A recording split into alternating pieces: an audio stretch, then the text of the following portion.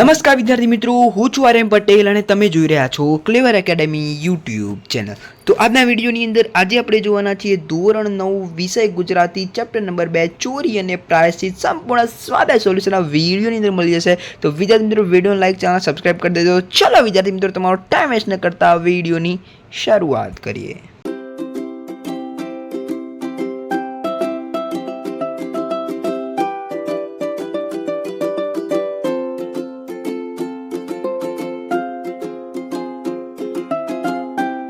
વિદ્યાર્થી મિત્રો વિડીયોની શરૂઆત કરું એના પહેલાં હું તમને કહી દઉં કે આપણી ચેનલ ઉપર તમને ધોરણ 9ની અંદર બનતા હોય તો તમને ખાલી ગુજરાતીના જ નહીં પણ વિજ્ઞાનના બી તમને સ્વાધ્યાય સોલ્યુશન મળે છે. હજુ સુધી તમે જોયા નથી તો જાઓ અને જોઈ લો. ચેપ્ટર નંબર 1 અને ચેપ્ટર નંબર 2ના સ્વાધ્યાય સોલ્યુશનના વિડીયો ઉપલબ્ધ છે. ઓકે, તો બીજા બી વિડીયો આવી જશે. ઓકે, ચલો વિદ્યાર્થી મિત્રો, અને તમને first exam, second exam and વાર્ષિક પરીક્ષા હોય, ગમે તેવી પરીક્ષા હોય, એની અંદર તમને IMP આપણી ચેનલ તમને પ્રોવાઈડ કરશે. અને એવું જ નહીં વિજ્ઞાન ગુજરાતી, વિજ્ઞાન ગુજરાતી, SS, ગણિત, ઇંગ્લિશ તમામ વિષયના IMP આપણી ચેનલ ઉપર આવશે. એટલે સબસ્ક્રાઈબ કરીને રાખજો.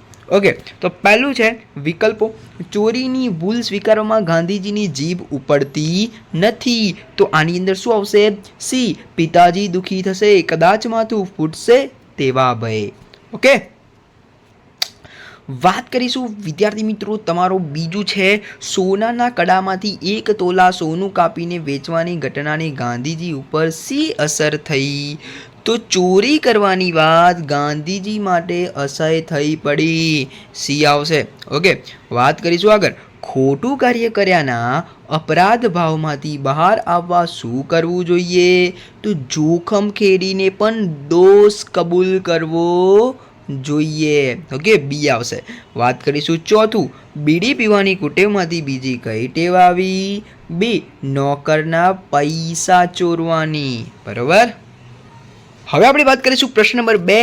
નીચેના પ્રશ્નોના 2-3 વાક્યોમાં ઉત્તર લખો. તો પહેલું છે ગાંધીજીએ ચિઠ્ઠીમાં શું લખ્યું હતું? ગાંધીજીએ ચિઠ્ઠીમાં પોતાના માંસાહારી ભાઈને દેવું થયું હતું. આથી ભાઈના સોનાના કડામાંથી નાનો ટુકડો કાપી દેવું ચૂકવવામાં ગાંધીજીએ ભાઈને સાથ આપ્યો.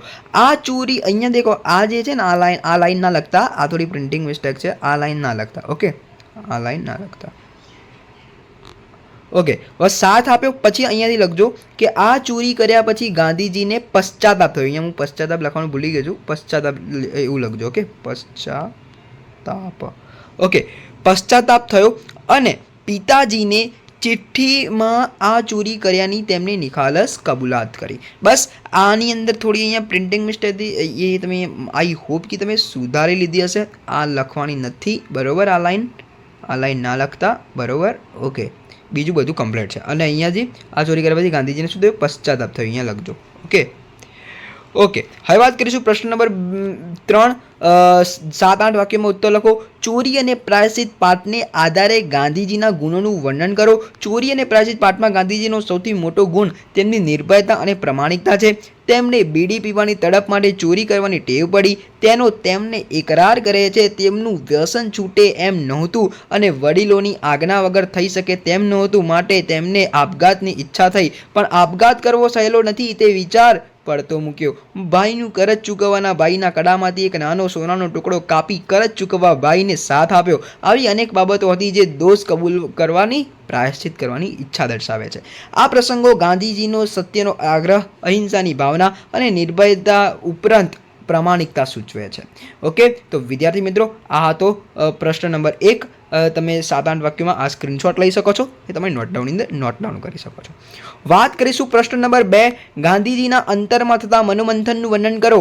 ગાંધીજીને બીડી પીવાની ઈચ્છા થઈ, તે પૂર્ણ ન થતા ચોરી કરી અને અંતે આપઘાત કરવાનું મન થયું. આ 3 ઘટના બાદ વિચારોનું મંથન શરૂ થાય છે કે આપઘાત માટે ઝેર કોણ લાવી આપે?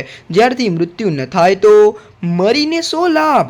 આવા પ્રશ્નો મૂંઝવે છે. અંતે રામજી મંદિર જઈને મન શાંત કરવું અને આપઘાતનું ભૂલી જવું, આવી અનેક ઘટના માટે છે ઘટના ઘટે છે. ઉપરાંત ભાઈનું કરજ ચૂકવવા માટે સોનાના કડામાંથી નાનો ટુકડો કાપી કરજ ચૂકવવા ભાઈને સાથ આપે છે. એ વાત કરવા જતાં પિતાજી દુઃખી થશે, કદાચ માથું ફૂટશે તો આવા વિચારો ઉઠ્યા, પણ અંતે દોષ કબૂલ્યા વિના શુદ્ધિ નહીં થાય તેવો નિર્ણય કર્યો. આ નિર્ણય પાછળ ગાંધીજીની સત્ય ભાવના તથા નિખાલસતાથી એ કરાર કરવાની વૃત્તિ જણાઈ આવે છે. તો વિદ્યાર્થી મિત્રો, આ હતું પ્રશ્ન નંબર 2 નો ઉત્તર. સ્ક્રીનશોટ લઈ લેજો, કાં તો સ્વાધ્યાય સોલ્યુશન તમે નોટ લઈને નોટ ડાઉન કરી દેશો. ઓકે, તો વિદ્યાર્થી મિત્રો, આ સંપૂર્ણ સ્વાધ્યાય સોલ્યુશન વિડીયોની અંદર મેં કહી દીધું છે. આ વિડીયો સારો લાગે વિડીયોને લાઈક કરજો, તમારા મિત્રને બી શેર કરી આપો. ટ્યુશનનું ગ્રુપ હોય ચાહે એ સ્કૂલનું ગ્રુપ હોય, એને આ હેલ્પફુલ તો થવાનું જ છે. ઓકે, તો વિડીયોને લાઈક કરો, ચેનલને સબસ્ક્રાઈબ કરો, બેલ આઇકન પ્રેસ કરો. મળીશું નેક્સ્ટ વિડીયોમાં. ત્યાં સુધી good bye, take care, all the best.